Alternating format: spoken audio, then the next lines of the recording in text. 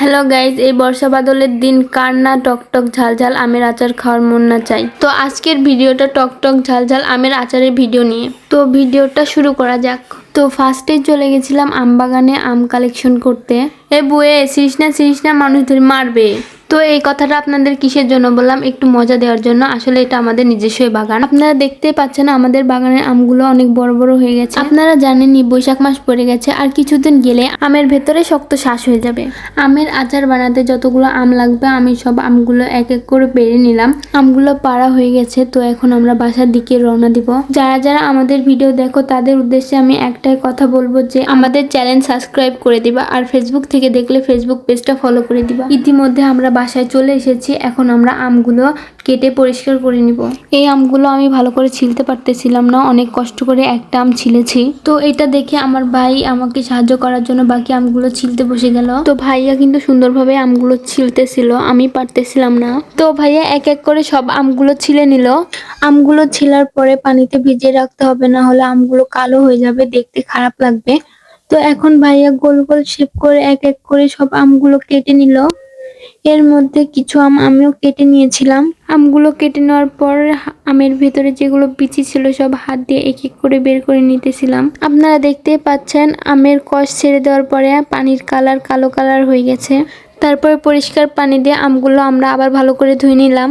ধোয়া শেষে আমগুলো চিনি দিয়ে মেখে প্রায় 1 ঘন্টার মতো রেস্টে রেখে দিব। আস্তে আস্তে চিনিগুলো দিয়ে ভালোভাবে সমস্ত আমের গায়ে মেখে নিব, যেন আমগুলো থেকে পানি বের হয়ে নরম হয়ে আসে।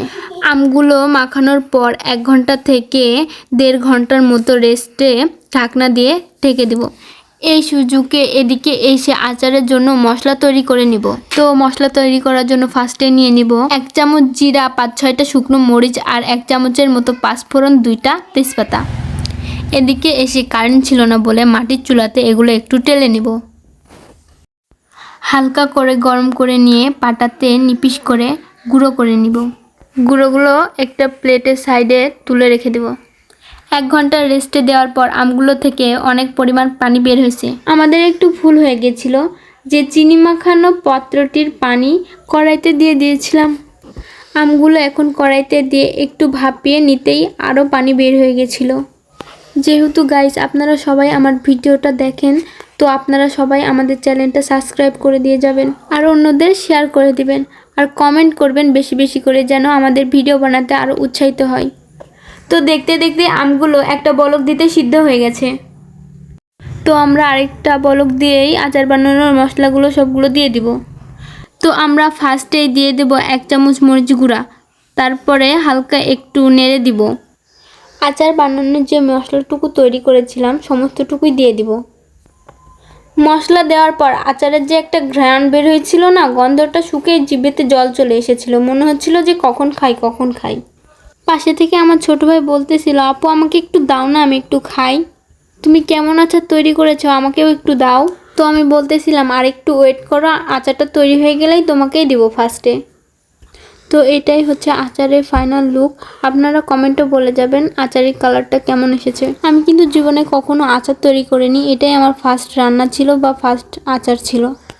তো আচারের ফাইনাল লুক দেখে আপনারা কমেন্ট করে বলবেন আচারটা কেমন হয়েছে।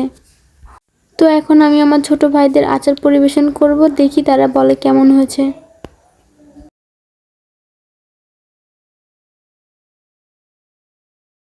কেমন হয়েছে আচার? ভালো হয়েছে খেতে এবং সুন্দর হয়েছে। Wow.